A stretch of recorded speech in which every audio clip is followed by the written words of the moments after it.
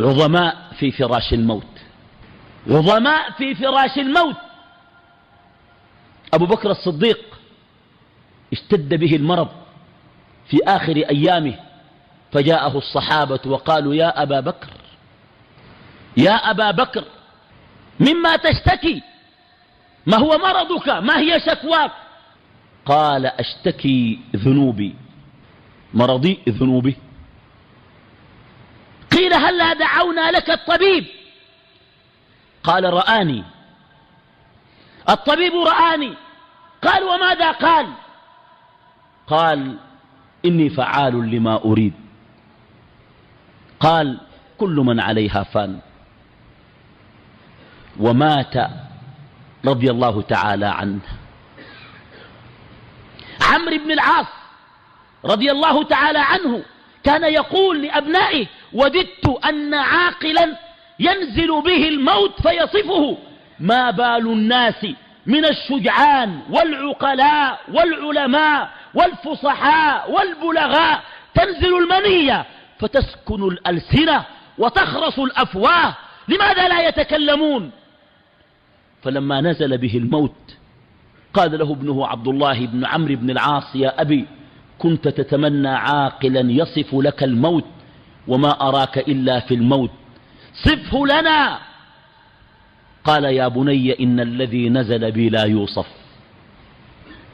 كأن جبال رضوى، جبال عظيمة في الجزيرة، فوق صدري، وكأني أتنفس في ثقب الإبرة.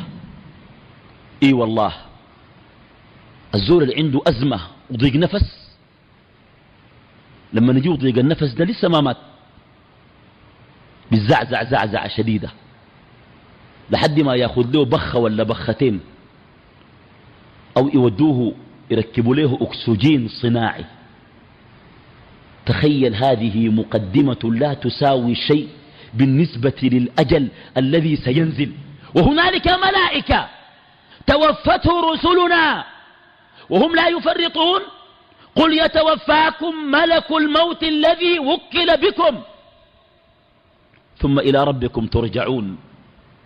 كأن جبال الرضوى فوق صدري، وكأني أتنفس في ثقب الإبرة، وكأن جسدي حشي بشوك السلم، كأن جسدي حشي بشوك السلم. أي بني، احملني إلى المسجد. حمل عمرو بن العاص الصحابي الجليل رضي الله عنه إلى المسجد، فرقد فيه وقال: اللهم أمرتني فعصيت،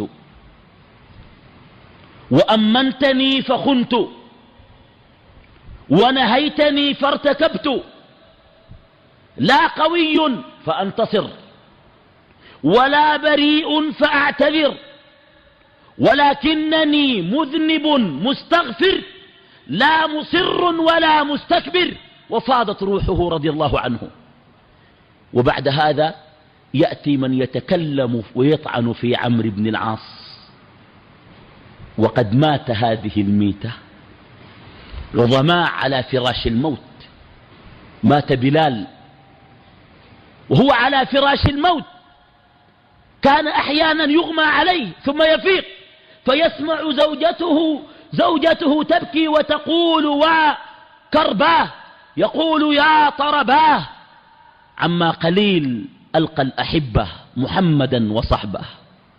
عظماء على فراش الموت. يموت بعض الناس مهللا ومكبرا، وبعض الناس ساجدا، وبعض الناس راكعا ومصليا، وبعض الناس يقضي ديونه ويصل أرحامه ويعفي الناس، ويرجع فيرقد فلا يقوم، كأنهم يختارون لأنفسهم الميتة، ولكنه إلهام وتوفيق وسداد ورشاد. أسأل الله جل وعلا أن يوفقنا لما يحبه ويرضى، وأن يأخذ بنواصينا إلى البر والتقوى، وأن يبصرنا وأن يفقهنا، وأن لا يجعلنا من المتعلقين بزخارف الدنيا وزينتها، إنه ولي ذلك والقادر عليه. وصلى اللهم وسلم وبارك وأنعم على عبده ورسوله محمد صلى الله عليه وسلم.